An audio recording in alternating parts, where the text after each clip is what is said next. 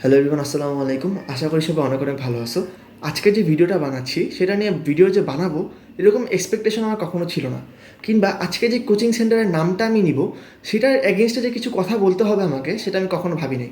তবে আজকে আমি অত্যন্ত দুঃখের সঙ্গে বলতেছি যে ভাই, বন্দি পাঠশালার মতো একটা কোচিং সেন্টারের এগেনস্টেও আমি আজকে কিছু বলবো, এবং বলাটা খুব জরুরি। বন্দি পাঠশালাকে আমি খুব বেশি ভালোবাসি, খুব বেশি পছন্দ করি, এবং তাদের যে এনভায়রনমেন্টটা, তাদের যে টিচারগুলো, তাদের যে স্যাররা আছেন, ভাইয়ারা আছেন, আমি মন থেকে ওনাদের অনেক অনেক শ্রদ্ধা করি। কিন্তু আজকে একটা কাজ যেটা করলো এটা আমার কাছে একদম পছন্দ হয় নাই। এবং তোমরা অনেকে বলতে পারো যে আমি এই ভিডিওগুলো বানাই কেন, ভিউর জন্য? আমার কি ভিউ দরকার, সাবস্ক্রাইবার দরকার? ভাই, আমার ভিউ আর সাবস্ক্রাইবার দরকার নেই। এই ইউটিউব থেকে আমাকে যদি আমার 1,000 10,000 সাবস্ক্রাইবার হয়ে যায়, যেই পেমেন্টটা ইউটিউব থেকে করবে, কিংবা যে অবকাঠামো স্ট্রাকচার যেটা আছে পেমেন্টের এত কম, এটার জন্য আমার ভিডিও বানানোর দরকার নেই। এটা আমি যদি রাস্তার মধ্যে গিয়ে একটা থালা নিয়ে দাঁড়িয়ে থাকি, বাটি নিয়ে, তাও তোমাকে টাকা দিবে, যদিও ভিক্ষা করা একদম ভালো না। বাট বুঝাচ্ছি আমি তোমাকে, টাকা পয়সার জন্য আসলে ইউটিউবে ভিডিও বানায় আমার লাভ নেই, বা আমার মনে হয় আমার পার্সোনাল সাইড থেকে কোনো লাভ নেই, কারণ আমি ব্যবসা করতেছি না এখানে। আর আমাকে কেউ টাকা, লাখ লাখ টাকা দিচ্ছে না। বাট এই ভিডিওগুলো আমি তাহলে বানাই কেন? কারণ দেখো, একটা চেঞ্জ দরকার। এই দেশটা আমার তোমার সবার, কিংবা এই শিক্ষার যে পরিবেশ সেটা আমার তোমার সবার। কিংবা আমার একটা ছোটো ভাই আছে, সেই এবার ইন্টার ফার্স্ট ইয়ারে উঠছে। তো আমি কিন্তু কখনো চাবো না as a big brother, as a বড় ভাই, যে আমার ছোটো ভাইটা এরকম একটা পরিবেশের কারণে নষ্ট হোক। এটা নিয়ে আমি কথা বলছি হচ্ছে আমাদের শিক্ষকদের আজে বাজে কথার ফুলঝুরি নামে একটা টাইটেলের একটা ভিডিও আছে, থাম্বনেলটা এখানে দিচ্ছি, সেখানে আমি এটা নিয়ে কথা বলছি। আজকে যেটা নিয়ে কথা বলবো এটা হচ্ছে কোচিং বাণিজ্য কিংবা কোচিং রাজনীতি। কোচিং রাজনীতি জিনিসটা অত্যন্ত ভয়ানক, ভয়ঙ্কর, এবং এটার যে প্রভাব এটা অত্যন্ত নেগেটিভ। কোচিং বাণিজ্য আগে কারা করছে? বেশিরভাগ ক্ষেত্রে কোচিং বাণিজ্য করে কারা? ছোটো ছোটো যে কোচিং সেন্টারগুলো আছে, যারা ধরো স্টুডেন্ট পাচ্ছে না, কিংবা যাদের প্রকৃত স্কিল সেট নাই, তারা এখানে কোচিং বাণিজ্য করে। কোচিং বাণিজ্য বলতে আমি কী বোঝাচ্ছি? কোচিং রাজনীতি করে। আসলে রাজনীতি কীভাবে করে? ধরো আমি আইমান আরিফ, আর তুমি কী হবা? তুমি ধরো কুদ্দুস, তোমার নাম কুদ্দুস। তো কুদ্দুসের একটা ইউটিউব চ্যানেল আছে, আইমানের একটা ইউটিউব চ্যানেল আছে।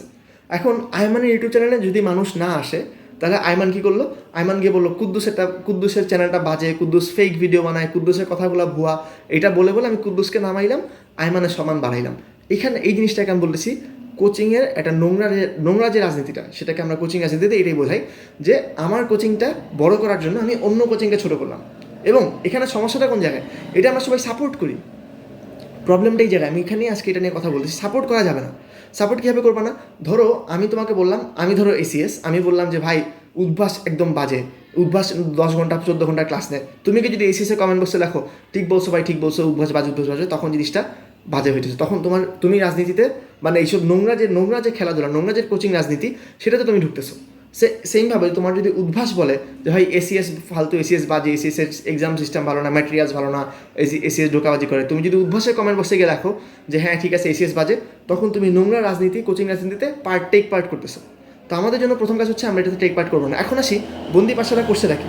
দেখো এখানে একটা পোস্ট, এক নামি দামি মেডিকেল অফলাইন কোচিং ক্লাসে শুধু বই দাঁড়ায়, পুরো 3 ঘন্টাই লস। এদিকে এদিকে এদিকে দিয়ে আমাদের টার্গেট ডিএমসি আলহামদুলিল্লাহ সেরা, একদম সেরা ক্লাস যাকে বলে সেরা ক্লাস, তোমার পড়ার চাপ কমিয়ে দিবে। প্রথমত একটা কাজ করছে আবার আলহামদুলিল্লাহ লিখছে। তো আমি জানি না এটা অ্যাডমিনকে ফেসবুকের, অবশ্যই হৃদয় ভাইয়া ওনারা হবেন না। মেডিকেলের ক্লাস নিয়ে যারাই কথা বলুক না কেন, হৃদয় ভাইয়া, আপনার ভাইয়া কিংবা বন্দি পাশালা, ওনারা কেউ হবেন না। এরকম নিচু মানের পোস্ট আমরা ওনাদের কাছ থেকে আশা করি না, নিশ্চয়ই আশা করি না। এটা যারা লিখছে, আমাদের আবেদন হইলো, অনেকে এখানে আবার কমেন্টে লিখছে হ্যাঁ ভাই এটা সেটা উদ্ভাস, অনেকে আবার অনেকে লিখছে যে ভাই এইসব পোস্ট আমরা বন্দি পাশালার কাছ থেকে আশা করি না, অনেকে কিন্তু এটা লিখছে।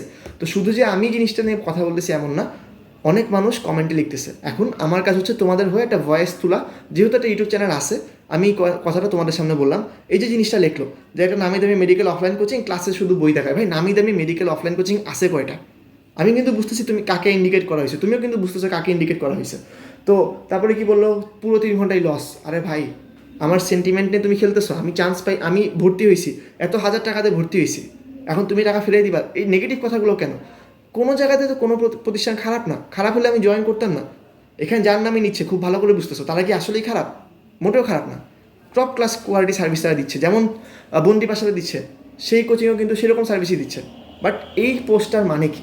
এবং এটা ফেসবুকের অফিসিয়াল পেজ, বন্দি পাশালে অফিসিয়াল পেজ থেকে নিছি আমি পোস্টটা। এই রাজনীতি যদি আমরা প্রশ্রয় দিই, এটা খুব বাড়বে। তোমাদের দরকার কী ছিল জানো, বা আমাদের দরকার কি জানো? এইখানের কমেন্ট বক্সে গিয়ে বারবার করে আমরা অ্যাংরি রিয়েক্ট দিব, দিয়ে বলবো যে ভাই এইগুলো কথা তুমি বলো কেন, এরকম মার্কেটিং কেন দরকার?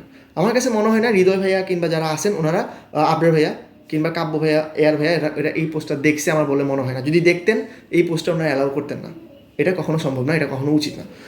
এর বেশি লম্বা আমি ভিডিওটা করবো না। ভিডিওর মেসেজটা খুবই শর্ট, মেসেজটা খুবই কম্প্যাক্ট, যে ভাই কোচিং বাণিজ্য মানে এই যে নোংরা যে রাজনীতিটা, একটাকে ছোট করে আরেকটা উঁচু হওয়ার জন্য, এইটা ভাই আমরা অনেক দেখছি।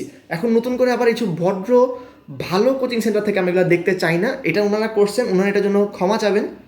ফেসবুকে যেই অ্যাডমিন লিখছেন ক্ষমা চেয়ে বলবে যে এটা আমার ঠিক হয় না, এটার জন্য আমি আমার কথা তুলে নিচ্ছি। আমি বলতে পারি আমারটা ভালো, তাই বলে আমি অন্যকে ছোটো করে এটা বলতে পারি না। এইটা থেকে আমি কি শিখতেছি? আজকে আমি আইমান শিখবো, যদি আরেকটা ইউটিউব চ্যানেল দাঁড়ায় আমি বলবো ওই ছেলেটা ইউটিউব চ্যানেলটা বাজে, বা ওই মেয়েটা ইউটিউব চ্যানেলটা বাজে, তুমি ওদেরটা দেখো না, শুধু আমারটা দেখো। এরকম বিজনেস কি কখনো ভালো? এরকম প্রকৃতভাবে তুমিও আমাকে তখন ভালোবাসবা না, তোমরা আমাকে ভালোবাসা দিবা না। তোমরা বলবা এই ছেলেটা তো ফালতু, এই ছেলেটা অন্যকে ছোটো করে বড় হইতে চায়। এই সেম জিনিসটা বন্দি পাশালা যে কাজটা করছে, এটা আমরা অ্যাকসেপ্ট করি না। অ্যান্ড আমরা এটা কমেন্ট বক্সে ওনাদেরকে লিখবো যে প্লিজ এই পোস্টটা তোমরা অপসারণ করো এবং তোমরা এটার জন্য ক্ষমা চাও। যেহেতু ডিরেক্টলি নাম নেয় নাই, ক্ষমা না চাইলেও চলবে, বাট এরকম যেন তারা আর কখনো এরকম না করে। আর তোমরা যদি মনে করো যে আমাদের এরকম সমাজের আরও যে সমস্যাগুলো আছে সেগুলো নিয়ে ভিডিও বানানোর প্রয়োজন, তোমরা আমাকে কমেন্টে জানাবা। বাট তোমাদের যে অ্যাড্রেসগুলো আছে, তোমাদের যে সমস্যাগুলো আছে সেগুলো তোমরা কমেন্টে জানাবা।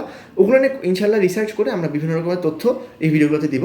আর রেজাল্ট নিয়ে নানা ধরনের গুঞ্জন হচ্ছে, সেটা নিয়ে ভিডিও চাইলে জানাইতে পারো, বা আমি তোমাদের কমিউনিটি পোস্টে জানাই দিব। তো এইটাই থাকলো। আর দেখো, চেঞ্জটা আমাদের সবাইকে একসাথে করতে হবে। আমি একলা বক বক করে লাভ নেই, তোমরাও অনেক বুঝতেছো, তোমরাও জিনিসটা বুঝো। তো আমরা সবাই যদি একসাথে কাজ করি তাহলে ইনশাল্লাহ চেঞ্জ আমাদেরকে দিয়ে হবে। অ্যান্ড তখন দেখবা শিক্ষার পরিবেশটা অনেক সুন্দর হবে ইনশাল্লাহ। আমরা এরকম একটা ড্রিম নিয়েই আজকে ভিডিও শেষ করতেছি। ভিডিওটা দেখার জন্য অনেক অনেক ধন্যবাদ। আসসালামু আলাইকুম, আল্লাহ হাফিজ।